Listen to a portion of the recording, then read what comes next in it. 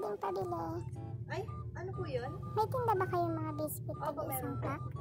Skyflex Meron po meron yan. ba? Diyan sa labas, sa scandal. Hansel na may palaman at wala meron ba? Hansel na may palaman at walang palaman. Meron din dyan. Ay, oo nga, meron nga. Pwede ko bang ipalit itong pita na nabili ko? Palit ko na lang to ng Skyflex. Ano po yun?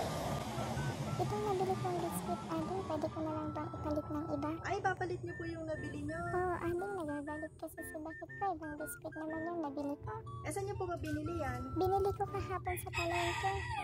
Ay, sa palengke po. Oo, ading, doon ko binili Eh, kung saan po kahapon. kayo bumili, doon po kayo magpapalit. Ay, ganun ba, ading? Saka marami pa po akong stocks, kaka-deliver lang. Ay, akala ko kasi pwede ipalit ay dito, hindi naman pala. Pero meron po kayo yung resibo na yan.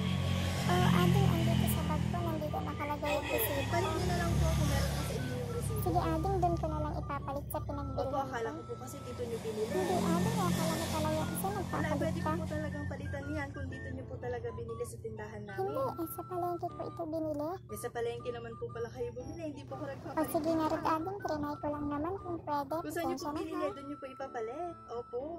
Si kuya naman, hindi naman dito bumili, dito magpapapalit. Akala ko kasi gusto ni bakit ko yung binili kong biscuit. Oo, sige, Pasensya ka sige. na, ading, Papalit ha? mo na lang doon kung saan mo binili na.